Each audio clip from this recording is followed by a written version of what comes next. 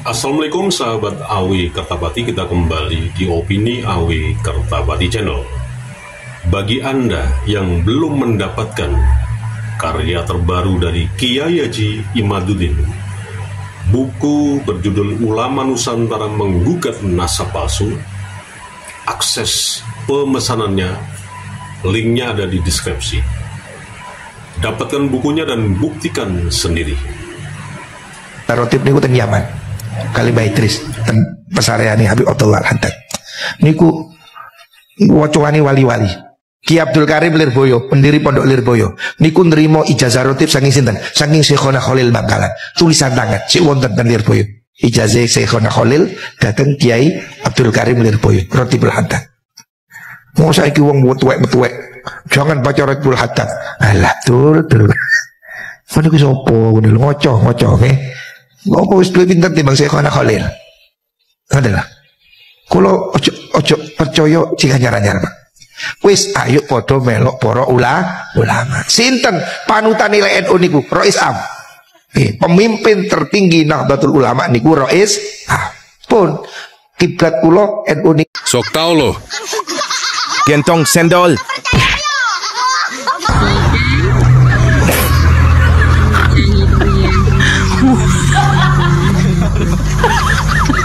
Saudara Faruroji, seorang ketua bidang keagamaan di struktural PBNU, kalau kita perhatikan selama ini menanggapi atau membuat argumentasi untuk menjawab semua pernyataan atau narasi-narasi dari para kiai di PBNU, tapi di kultural, natural, bahkan pernyataan-pernyataan atau pendapat dari Nahdliyin yang terus-menerus memperjuangkan atau menyuarakan di sosial media mengenai busuknya nasab klan Balawi.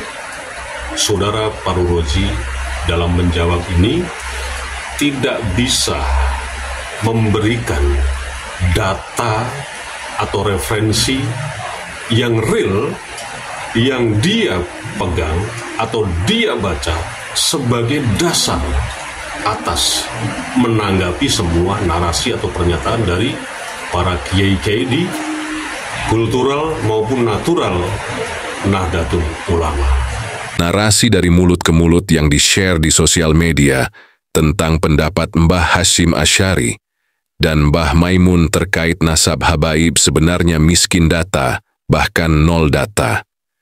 Bagaimana informasi yang hanya getok tular dijadikan hujah atau argumentasi ilmiah? Sangat tidak etis jika Mbah Hasyim Asy'ari dan Mbah Maimun dijadikan tameng untuk menutupi kebusukan nasab para habaib di Indonesia. Berikut penjelasan Kiai Haji Marzuki Mustamar. Simak. Mbah Hasyim Asy'ari nggak pernah mengingkari nasab mereka. Mbah Maimun Zubair nggak pernah mengingkari nasab mereka. Kamu kok berani-berani mengingkari? Kamu NU apa? Bertentangan dengan Mbah Hasyim Asy'ari. Teman-teman termasuk saya menjawab, apa Mbah Hasyim pernah mengisbat kalau ada orang menafikan nasab mereka, tahu vonis melawan Mbah Hasyim Asy'ari? Tapi Mbah Hasyim kan diam, tidak mengisbat. Kamu yang mengisbat sama juga melawan Mbah Hasyim Asy'ari. Kalau pengen sama Mbah Hasyim, ya tidak mengisbat, ya tidak menafikan. Diam itu belum tentu iya gitu loh.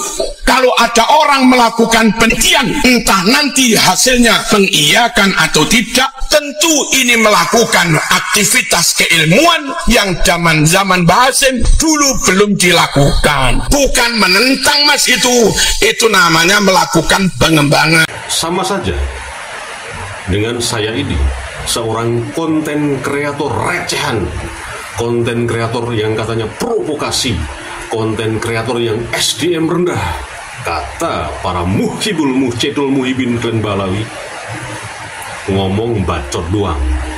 Padahal setiap kali saya membuat konten selalu berdasar kepada atau menukil baik itu portal atau website dari semua media mainstream, pasti saya suguhkan dan juga dari video-video yang beredar di sosial media itu sebagai dasar membuat konten di AW Kertapati Channel.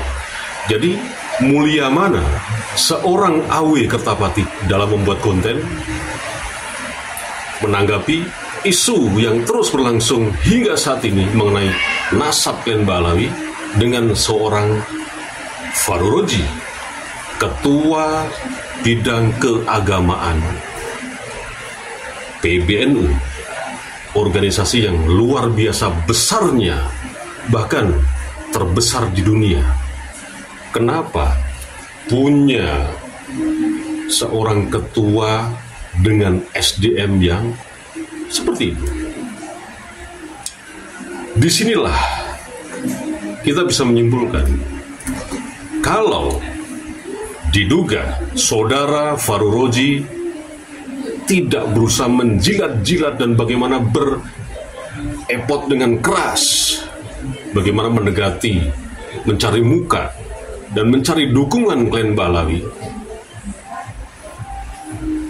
Kapasitas sebagai seorang ketua bidang keagamaan lagi sudah nungging dari dulu, atau ya tidak punya kapasitas dan tidak punya kapabilitas, apalagi kontribusi. Pertanyaannya, kontribusi saudara Faru Roji sebagai ketua bidang keagamaan secara keorganisasian. Dan kalau kita evaluasi, kita kritisi kontribusi saudara Faru Roji sebagai ketua bidang keagamaan di PBNU, sebetulnya kontribusi yang sangat signifikan itu apa? Baik dalam keorganisasian, kepengurusan, bahkan sebagai seorang ketua bidang keagamaan untuk para Nahdliyin, akar rumput yang di bawah ini. Apa kontribusinya? Jadi nggak usah muluk-muluk bicara mengenai yang dibicarakan di awal tadi, soal mengijazahkan ini, itu, dan lain sebagainya. Kita bicara fakta real yang jelas-jelas itu. Seorang ketua bidang keagamaan, kontribusinya benar-benar bisa menyentuh akar rumput. Contoh problem polemik mengenai nasab Klen Balawi. Ya tidak seharusnya narasi-narasi yang dibangun saudara Faru Roji itu seperti itu, hanya untuk mempertahankan kursi jabatan saudara Faru Roji, seorang ketua bidang keagamaan di PBNU, tanpa diduga menjilat-jilat, ya, mengais-ngais, minta bahkan ngemis dukungan, baik itu dari kelompok Balawi atau dari internal struktural PBNU yang diduga juga mendukung Klen Balawi. Posisinya sebagai ketua bidang keagamaan di PBNU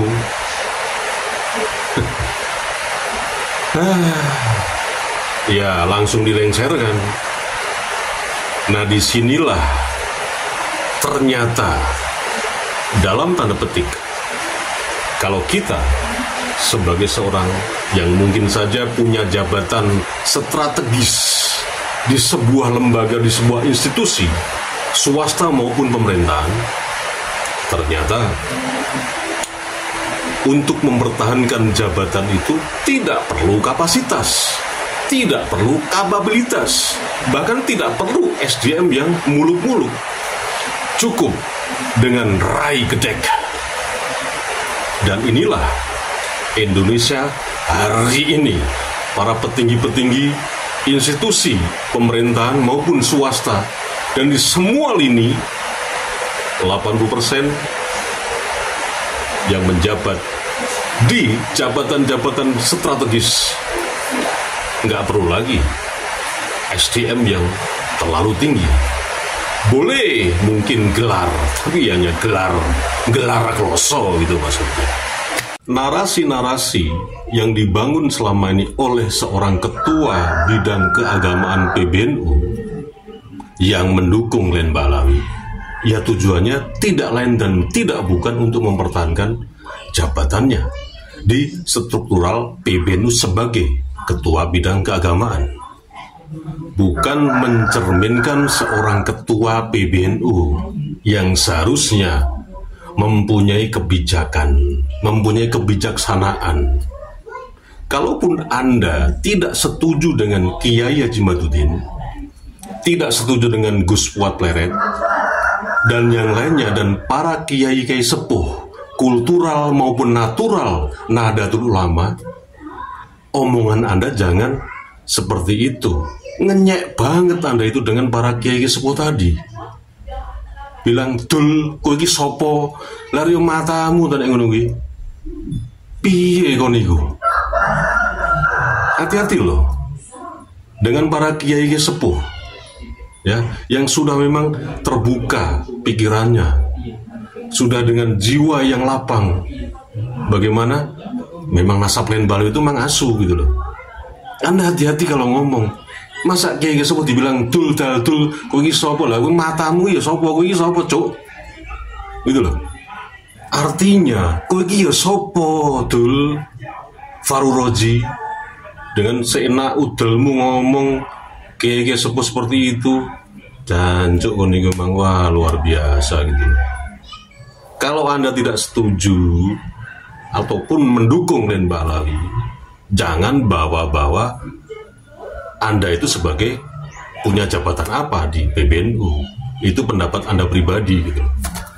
Contoh nih, Ketua PBNU Gus Yahya Khalil Stakuf, beliau secara pribadi berpendapat udahlah husnudon saja kepada Glenn Balawi, nggak perlu catatan zaman apa telek bentret. Dia kan ngomongnya pribadi, bukan sebagai seorang ketua umum PBNU. Arek ini memang luar biasa, Pak Roji ini luar biasa, dancuknya lah kurang lebih seperti itu.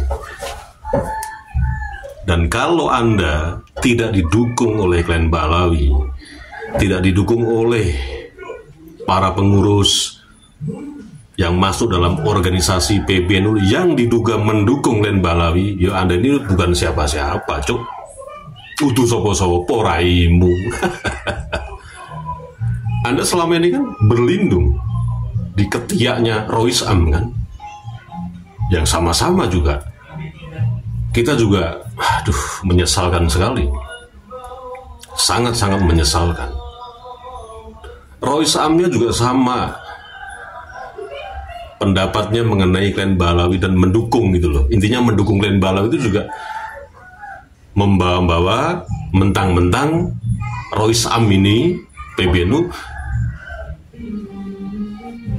punya jabatan tertinggi di PBNU dan membawa nama organisasi itu, bukan secara pribadi seperti Gus Yahya Khalil Stakuf mengenai Glenn Balawi. Janganlah bawa-bawa keorganisasian, kepengurusan PBNU jika Anda memang tidak setuju dengan pendapat-pendapat Kiai Haji Madudin, pendapat Gus Fuad Pleret, dan yang lainnya para kiai-kiai semuanya yang sekarang ini masuk dalam organisasi PWILS, Perjuangan Wali Songo Indonesia Laskar Sabilillah.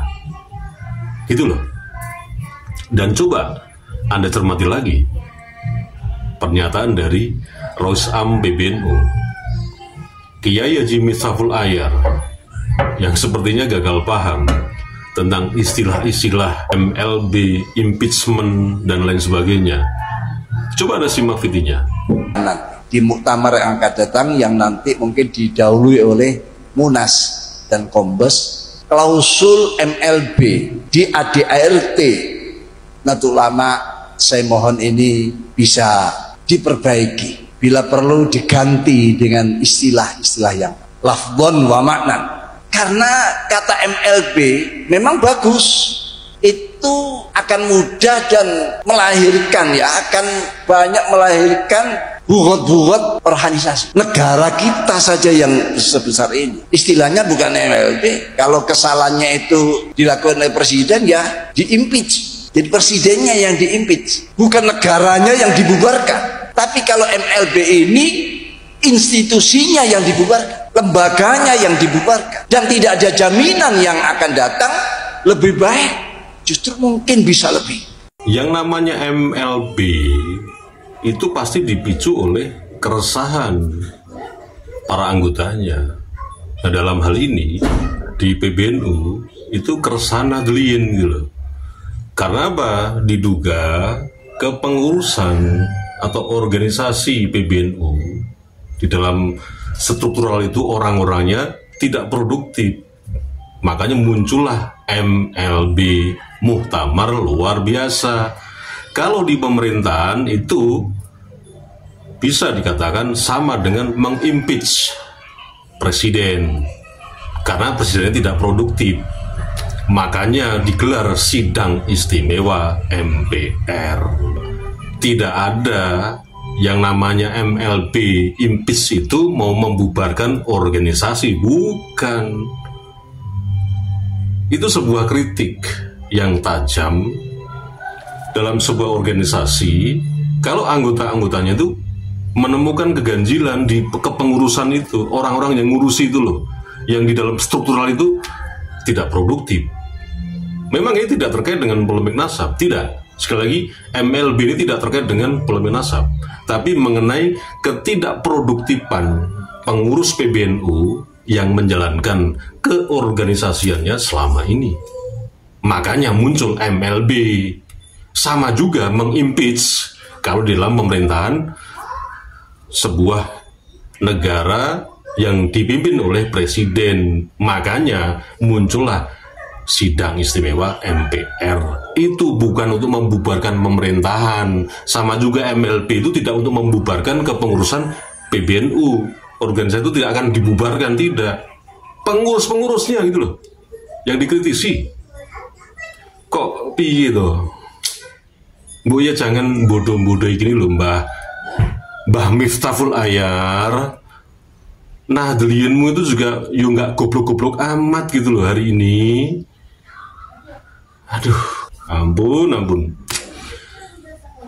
Wassalamualaikum warahmatullahi wabarakatuh.